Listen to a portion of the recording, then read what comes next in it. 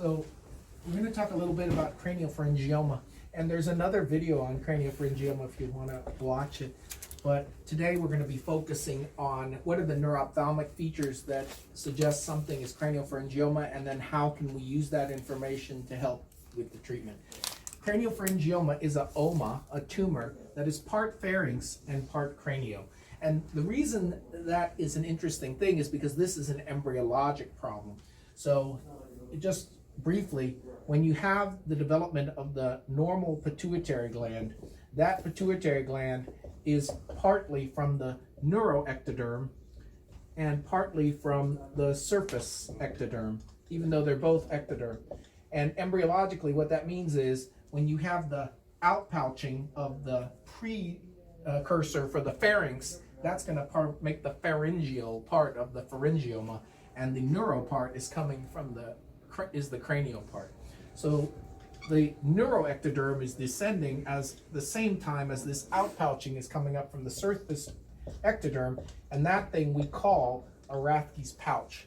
So that Rathke's pouch is going to meet, so the stalagmite is going to meet the stalactite, and that's going to form the pituitary gland, both the front part and the back part, and they have different embryologic origins. This cleft here is a potential space, which is called the Rathke's cleft, and a cyst can occur in that location, causing a Rathke's cleft cyst, which will also act as a mass lesion.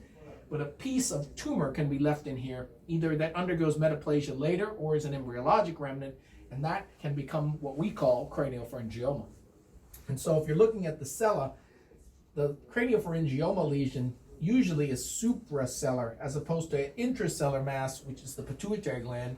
An intracellular pituitary adenoma grows out of the sella, but in patients who have craniopharyngioma, it usually starts off supracellar rather than intracellular with supracellular extension. And what that means is it can compress from above or from below. So pituitary adenoma, because it comes from the sella and rises up and hits the sella, it produces a bitemporal hemianopsia that's denser superiorly. So normally when you have pituitary adenoma, the bitemporal field defect is denser superiorly. So if we see a field defect that's bitemporal, but it's denser inferiorly, that suggests that the compression is coming from above the chiasm rather than below from the sella, and that is one of the tip-offs that this bitemporal hemianopsia might be craniopharyngioma.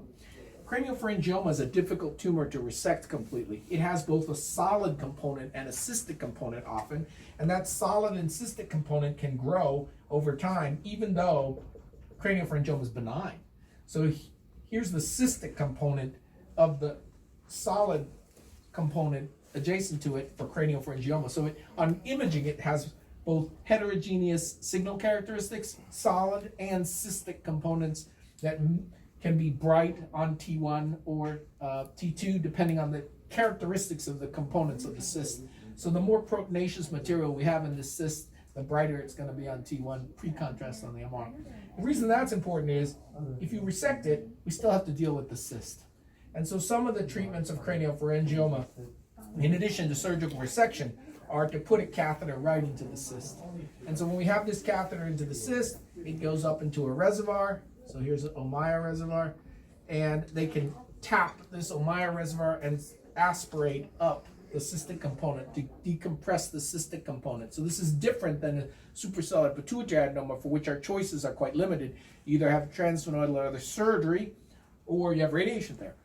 Because craniopharyngioma is a slow-growing tumor, the patients often have years and years and years of recurrence, and it's a lifelong problem.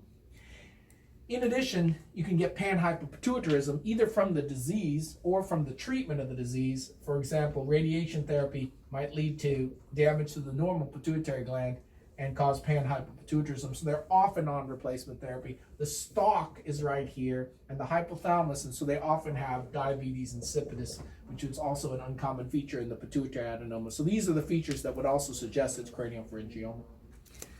So you need to know a little bit about craniopharyngioma. It's a bit of cranio and pharynx combined because of its embryologic origin from neuroectoderm and surface ectoderm. It appears in the sella. It can compress the chiasm from above or below. If it's compressing from above, a bitemporal hemianopsia, denser inferiorly. If it extends laterally into the cavernous sinus, ophthalmoplegia.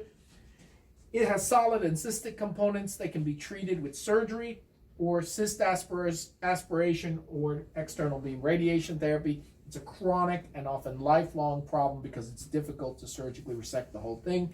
And you can have post-operative changes or post-radiation treatments that lead to panhypopituitarism and diabetes insipidus.